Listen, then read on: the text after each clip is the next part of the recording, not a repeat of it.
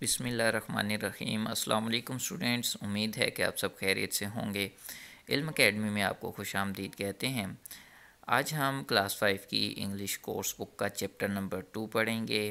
اس chapter کا نام ہے آن دی کویسٹ فار فوڈ، یعنی فوڈ کی تلاش۔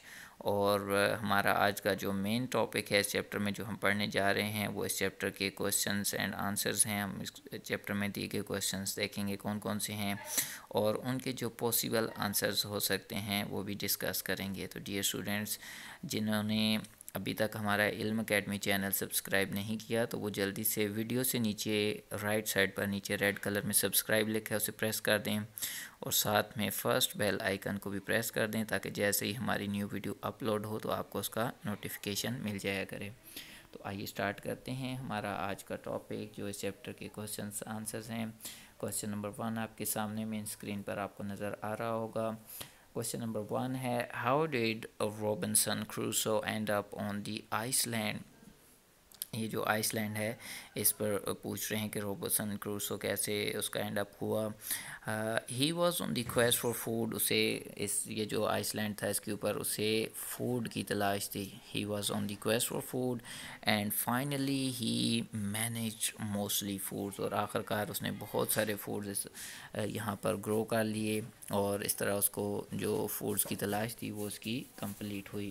کویسچن نمبر 2 ہے why did Robinson Crusoe keep goats, اس نے بکریاں کس لیے رکھیں۔ سب سے پہلے تو اس میں یہ ہے کہ اسے اس آئس لینڈ کے اوپر جب اس نے سٹارٹ لیا تھا تو سب سے پہلے اسے وہاں پر فوڈ کی اور کسی لیکوڈ ڈرنکنگ مٹیریل کی ضرورت تھی، کیونکہ اس کا جو کھانے پینے کا سامان تھا وہ اینڈ اپ ہو چکا تھا۔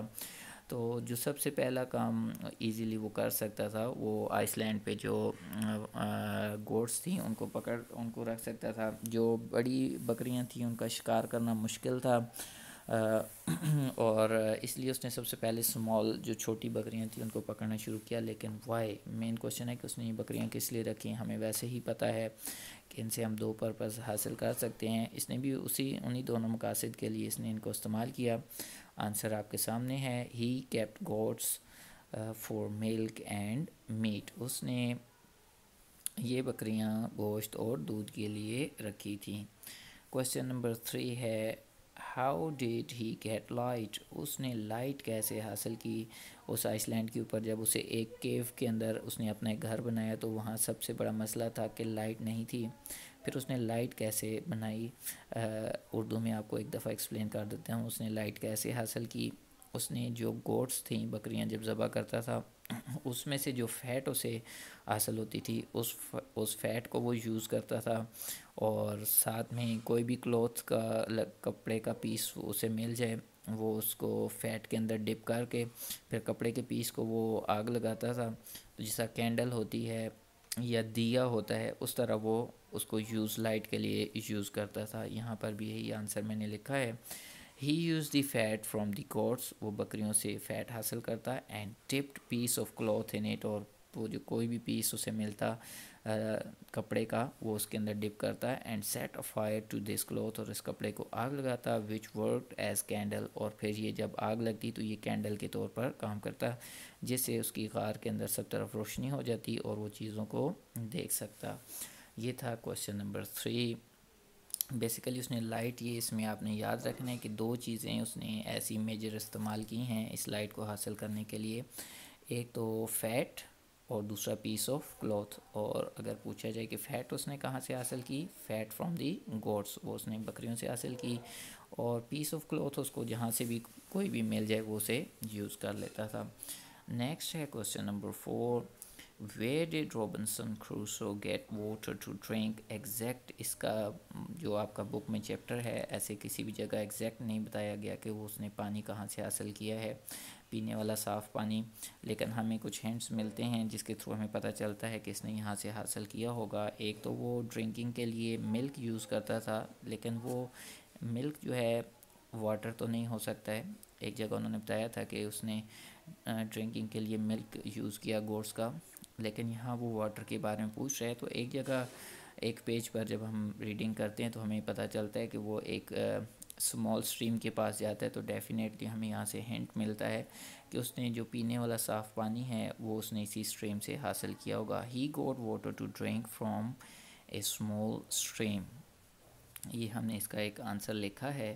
نیکسٹ ہے کوشچن نمبر 5.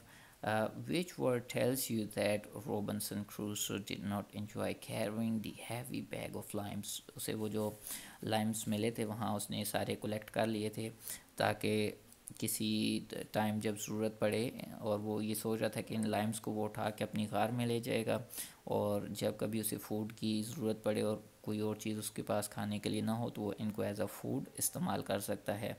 تو وہ یہ کہہ رہے ہیں کہ وہ جو اس نے لائمس اسے مل گئے تھے اسے وہ اٹھا کے لے جانا کیوں اچھا نہیں لگ رہا تھا. کس ورڈ سے ہمیں پتہ چلتا ہے؟ دو چیزیں یہاں پر مینشن کی ہیں آنسر میں.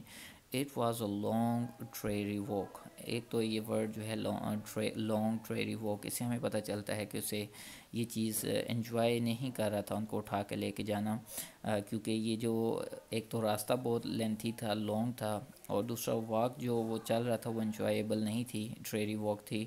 اور دوسری جو چیز ہے with the weight of the limbs pulling him down, وہاں بک میں پولنگ می ڈاؤن لکھا ہے کیونکہ آپ اس کو ہم آپ یہاں یوز کریں گے. پولنگ می ڈاؤن اپنے لیے تو آپ نہیں یوز کر رہے، اس لیے می کی جگہ آپ ہم یوز کریں گے.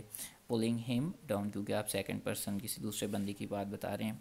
اچھا، تو دو چیزیں، ایک لانگ ٹریری واک کا ورڈ بھی ہم یہاں پر مینشن کر سکتے ہیں جس سے ہمیں آئیڈیا ہوتا ہے کہ اسے یہ لائمس لے کے جانا اچھا نہیں لگ رہا تھا. اور دوسرا جو ہے ان کا ویٹ، پولنگ ہم ڈاؤن، جو ان کا ویٹ تھا اس کی وجہ سے وہ نیچے گرتا ہوا محسوس کر رہا تھا. تو یہ دو ورڈز ایسے ہیں جس کی وجہ سے ہمیں آئیڈیا ہوتا ہے کہ اسے ان لائمس کو لے جانا اچھا نہیں لگ رہا تھا. ڈیئر اسٹوڈنٹس، یہ تھے کچھ آپ کے کویشچنس جن کے آنسرز ہم نے ڈسکس کیے ہیں، اور امید ہے کہ آپ نے یہ سب انتہائی توجہ اور دھیان سے سن لیا ہوگا. اگر پھر بھی آپ کو اس میں سے کوئی کویشچن سمجھ نہیں آیا تو نیچے کمنٹ میں آپ اپنا جو بھی کویشچن آپ کو سمجھ نہیں ہے آپ لکھ سکتے ہیں. انشاءاللہ میں جیسے ہی فری ہوں گا میں آپ کو اس کا آنسر دوں گا. اگر آپ کو یہ سب کویشچنس اچھے طریقے سے سمجھ آ گئے ہیں تو آپ ان کی گھر میں خوب پریکٹس کیجئے. پیارے اللہ پاک آپ کا حافظہ مضبوط بنائیں. انشاءاللہ نیکسٹ ویڈیو میں نیکسٹ ٹاپک کے ساتھ حاضر ہوں گے.